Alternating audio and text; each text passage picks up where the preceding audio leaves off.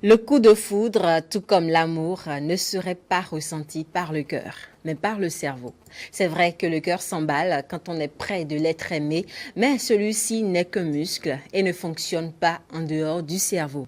Le processus amoureux commence donc bien dans la tête et non dans le cœur. Aujourd'hui, sans vouloir être trop scientifique, nous essaierons de suivre avec notre invité, M. Jacques-Christian Winsou, le processus cérébral plus ou moins de l'amour et comment il influence nos émotions.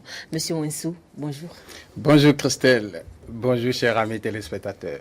Alors aujourd'hui, nous allons parler des mécanismes cérébraux de l'amour.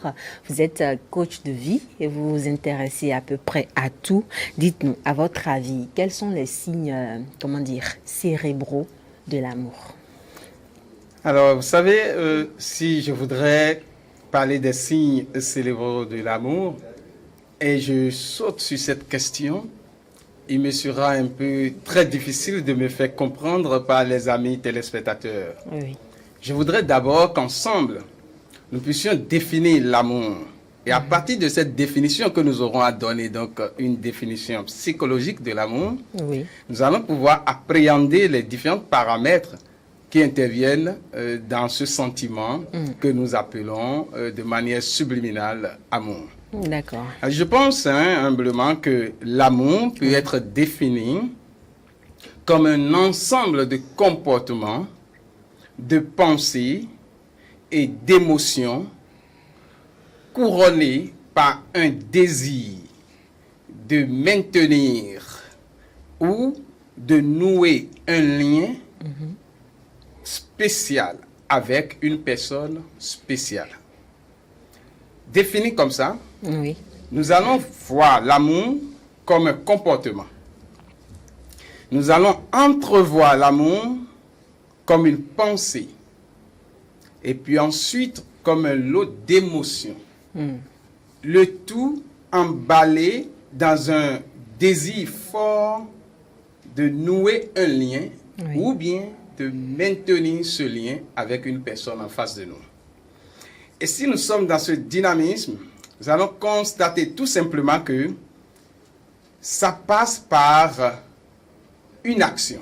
Oui. En dehors des coups de foudre que nous ne qualifions pas toujours de sentiments réfléchis et intelligents, Oui, parce que ça arrive de façon spontanée. voilà, tous les autres sentiments ça peut être amour filial, amour agapé, amour, quelles que soient les formes d'amour, ça commence par le regard. Il faut voir d'abord. Et quand vous voyez, le cerveau commence par travailler.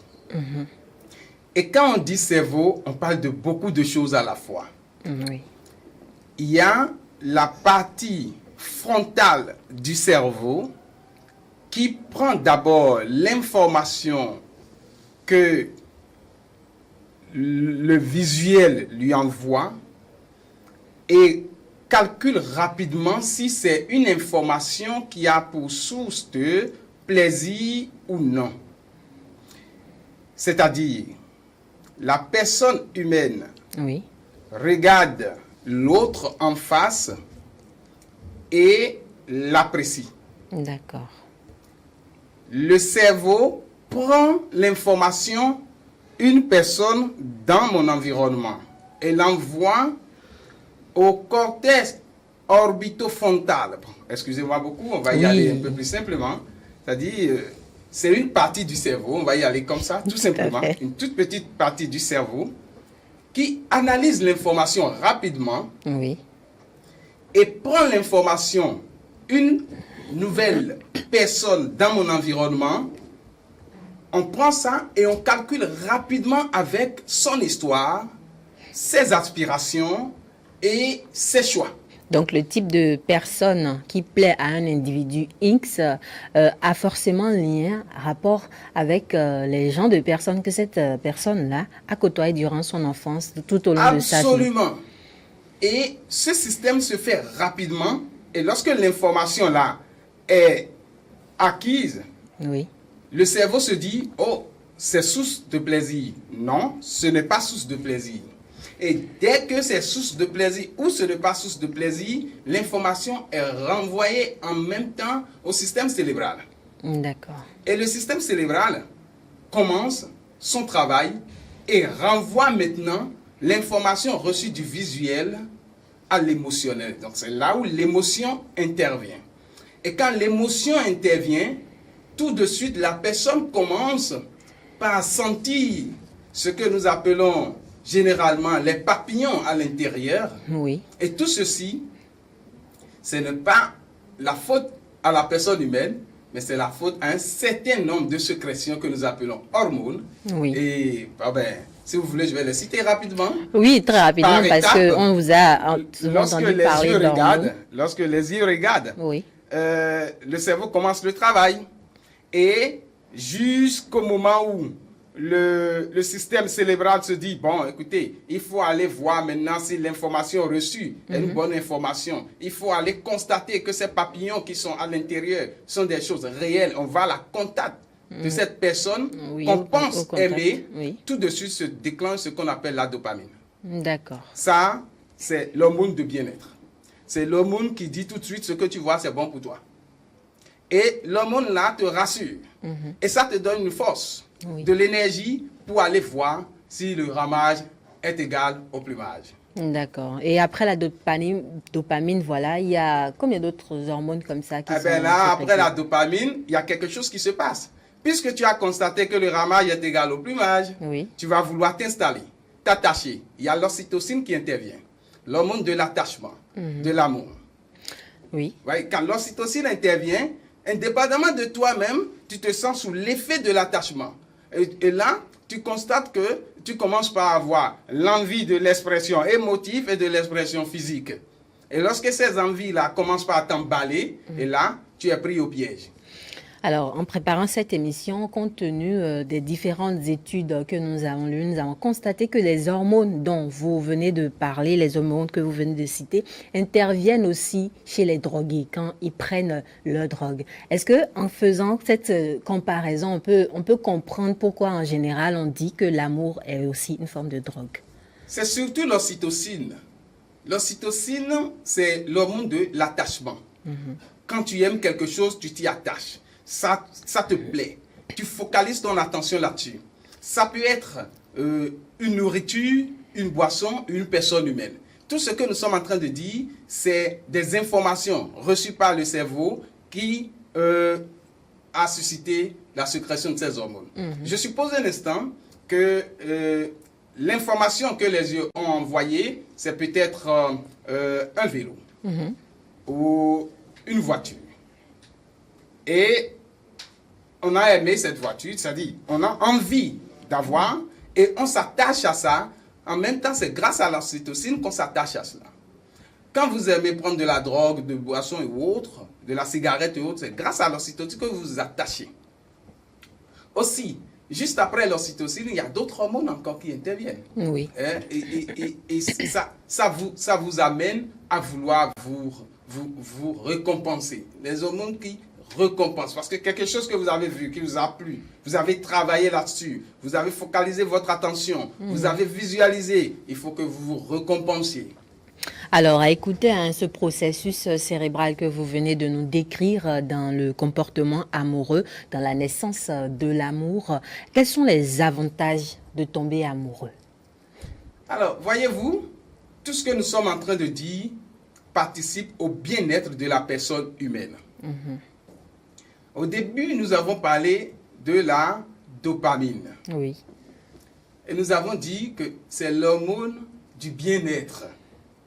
Si vous avez un bien-être physique, mental, émotionnel, voilà, vous êtes bien. Ça fait du bien à la personne humaine. C'est bon alors d'aimer, c'est bon d'apprécier, c'est bon d'imaginer quelque chose de beau, d'appréciable, et c'est bon de vouloir avoir et garder quelque chose. C'est très bien pour la personne humaine. Oui. Si nous quittons ce palier et nous constatons que quelqu'un qui veut avoir, qui a le courage, parce que pour avoir le courage, pour aller vers la chose et vouloir accaparer la chose, il faut que vous ayez recours. Il faut que votre organisme ait la force de l'ocytocine pour pouvoir s'attacher. Alors, vous avez la chose, vous êtes attaché à la chose, vous ne voulez plus lâcher la chose, comme une mère avec sa fille ou avec son fils, comme un parent, j'aime, je veux garder, je veux protéger, il faut que l'ocytocine intervienne. Alors c'est très bien pour l'organisme. Tous ces hormones et ce que nous sommes en train de donner comme information à notre cerveau, tout ce que le cerveau est en train de faire comme ça, participe du bien-être de la personne humaine. Aussi, la récompense que nous nous donnons, l'endorphine, qui se sécrète à la fin, c'est l'hormone qui dit c'est bon. Tu as une vie bien, une vie qui te plaît, une vie qui est heureuse. C'est bien ce que tu te fais. Et dans la vie au quotidien, c'est ce qu'on observe, on constate que les personnes amoureuses veulent relever des défis, on a la force de soulever des montagnes. Absolument. Je pense que l'amour en général est à la base de toute chose. Oui. Et le cerveau est la source de tout ce que nous sommes en train de dire. Par abus de langage, nous avons dit souvent que c'est le cœur qui a sa raison, que la raison ignore. Tout à fait. Attention, désormais nous pouvons expliquer que le cerveau intervient en amont et en aval du processus du désir de s'attacher à quelque chose que nous pouvons appeler l'amour de quelque chose. Ça peut être une personne comme ça peut être une chose. Oui, ça peut être une personne comme ça peut être une chose. Et toute cette influence-là que l'amour a sur un être humain, ça peut être des influences positives comme des influences négatives. Comment est-ce que ça se passe quand, après avoir vécu l'idylle, après avoir vécu à fond, comme on dit, la relation amoureuse, on en arrive à un point où on doit se séparer. Comment est-ce que ça se passe? Nous devons comprendre que ce Big Bang ne dure que 3 à 4 ans.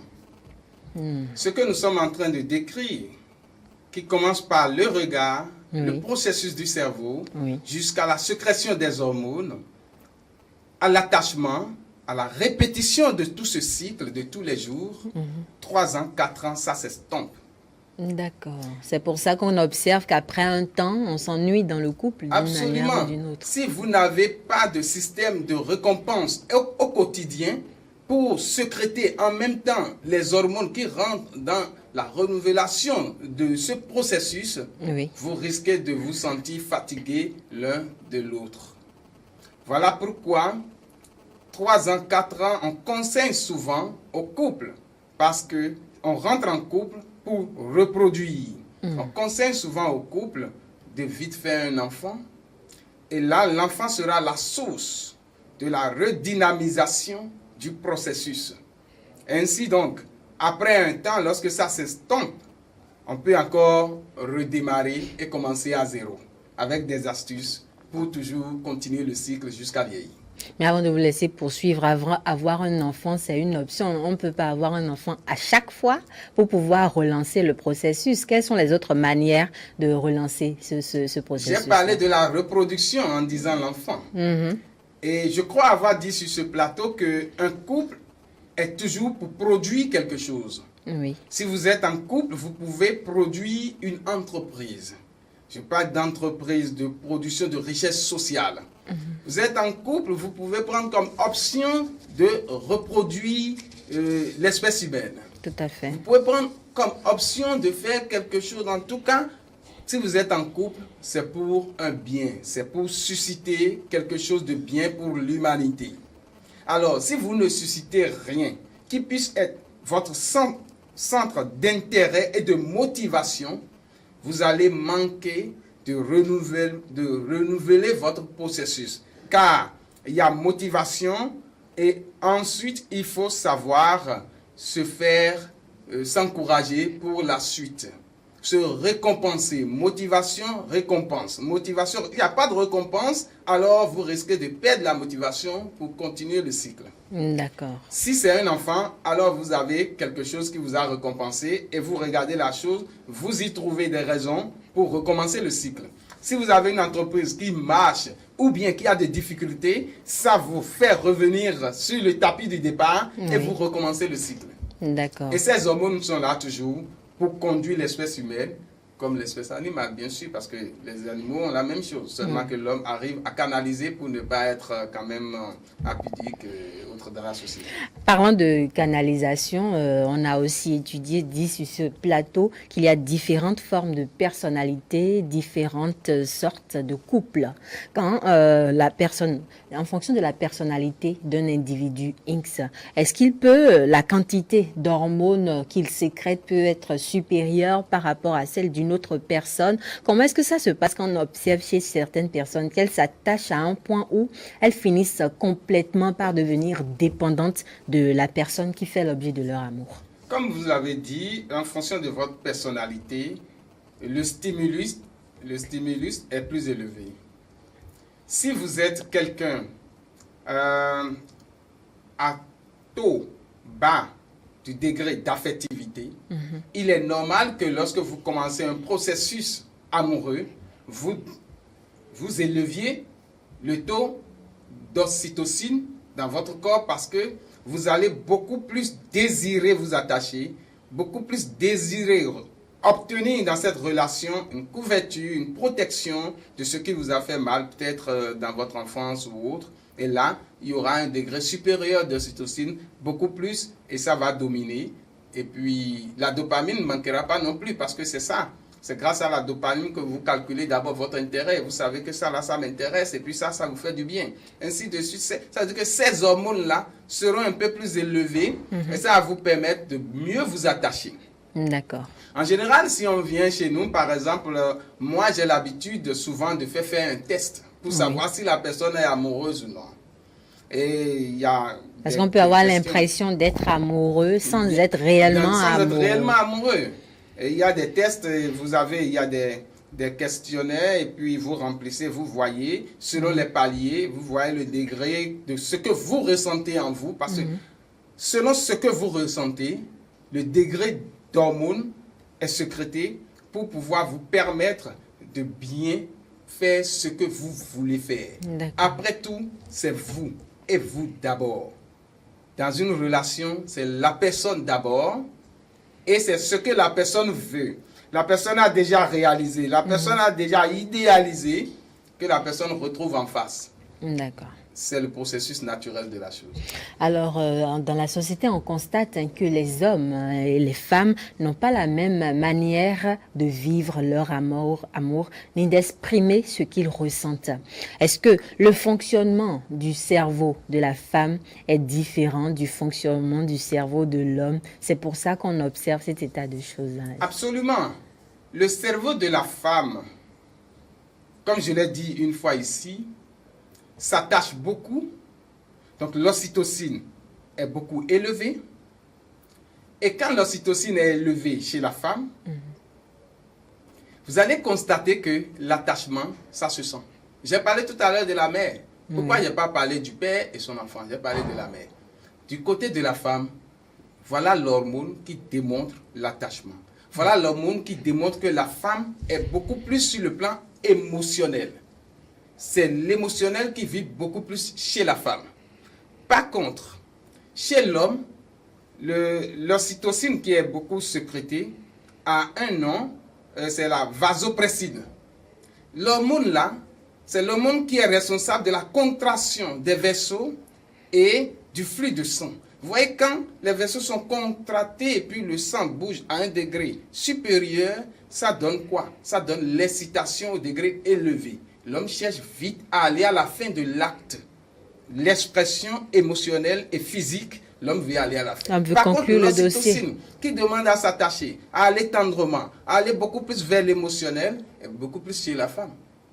Et là, elle attend, elle prend suffisamment avant d'aller vers l'expression. Et quand je parle tout à l'heure de la vasopressine, je parle de la contraction. Je me demande si les femmes ont autant de contractions que les hommes.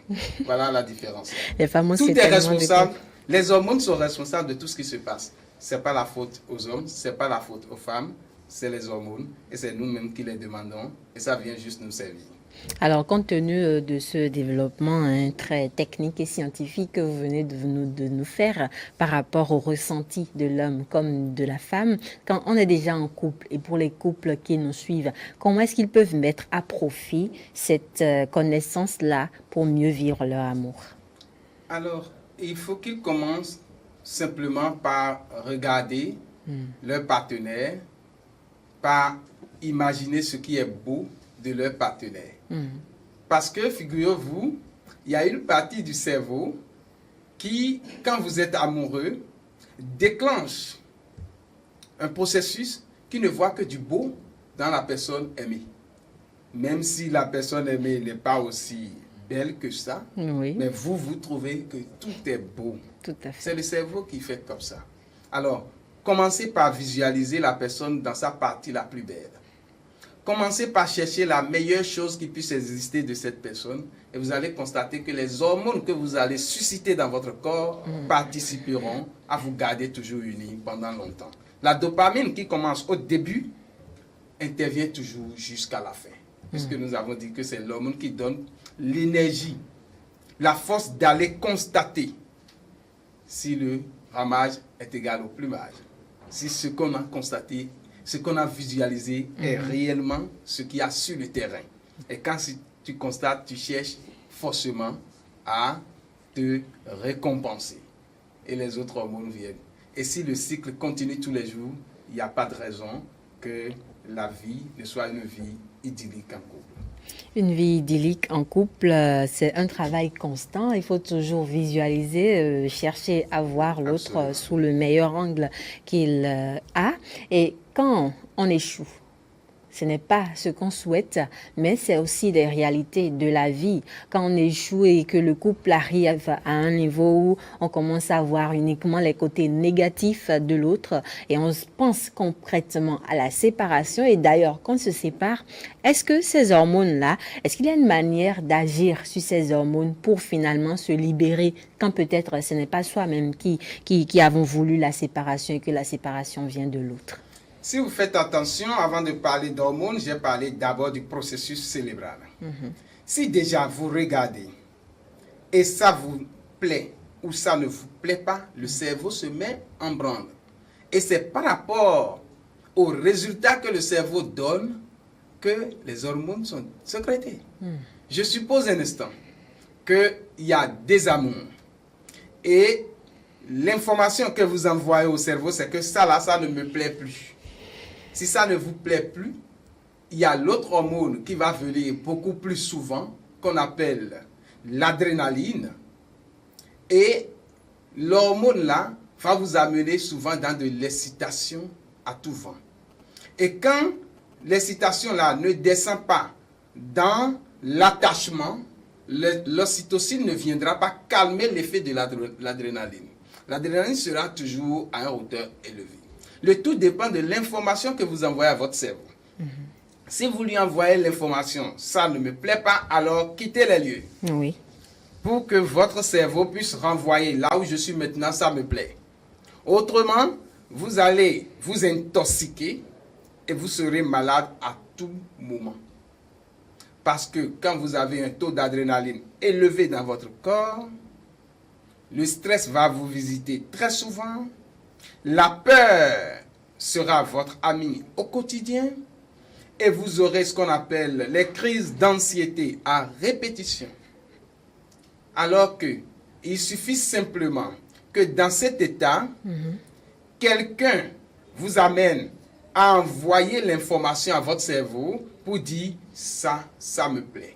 Telle chose, ça me plaît, je voudrais l'avoir et l'ocytocine viendra pour diluer l'adrénaline et vous aurez l'hormone d'attachement et juste après, il y aura l'endorphine, l'hormone du bien-être qui va se sécréter pour vous mettre très à l'aise dans votre corps. Conclusion, ce que vous pensez, ce que vous voyez, l'information que vous envoyez au cerveau détermine le taux d'information, le taux de sécrétion hormonale qui vous donne la joie de vivre ou bien la tristesse de vivre. D'accord. Si vous voulez vivre en paix, en joie, toujours heureux, envoyez de belles informations, envoyez les informations de joie, envoyez les informations de plaisir et le reste va suivre. Mais si vous voulez rester dans votre anxiété, dans votre tristesse, envoyez les informations de déplaisir et vous allez ramasser les pots cassés. Vous dites si vous voulez, personne ne choisit d'être malheureux. On est dans le contexte où l'autre est parti, l'autre a décidé de partir sans votre consentement. Donc, il devrait y avoir des attitudes, des conseils pour les téléspectateurs parce qu'on est en train de finir. Vous allez constater que j'ai dit si vous voulez rester dans votre anxiété, c'est un choix. C'est un choix parce que vivre, c'est un choix. Si vous n'êtes pas capable de faire le choix d'aller vers un spécialiste pour vous dire ce que j'ai besoin d'aide, c'est un choix. Alors vous avez choisi vivre votre vie ainsi. Parce qu'aujourd'hui, tout est possible. Choisissez vivre heureux et vous aurez tout de suite ce qu'il vous faut pour vivre heureux. Je voudrais donc conseiller à tous ceux qui ne sont pas heureux, parce qu'il faut se sentir ne pas être heureux ou heureuse pour vouloir d'aide pour corriger la chose. Tout à fait. Je voudrais leur dire ceci. On ne peut pas travailler sur votre état de bien-être ou de mal-être. On ne peut que travailler sur ce qui vous a rendu malheureux. Du coup, cherchez vous-même si vous le pouvez. Posez-vous la question, qu'est-ce qui a fait que je suis malheureux? Et changez juste cette chose. L'information que vous donnerez à votre cerveau permettra la sécrétion des hormones de bien-être et vous allez vivre heureux. Seul ce que vous désirez peut vous donner du bien. Seul ce que vous souhaitez pour vous-même saura faire de vous une personne noble, une personne en paix, une personne heureuse. Merci beaucoup, Monsieur Jacques-Christian Ouensou. Vous êtes coach de vie et vous vous intéressez de près à tout ce qui concerne l'être humain, c'est bien ça? Absolument. Nous sommes d'abord, comme vous le savez, chercheurs en sociologie, donc les interactions. Donc, de par les interactions, nous sommes descendus dans la vie, dans la réussite, et puis finalement, nous aidons tous ceux qui veulent vivre heureux à s'en sortir. Merci beaucoup donc pour votre participation à Osons Vivre et avec vous, nous apprenons toujours beaucoup. À bientôt. Merci.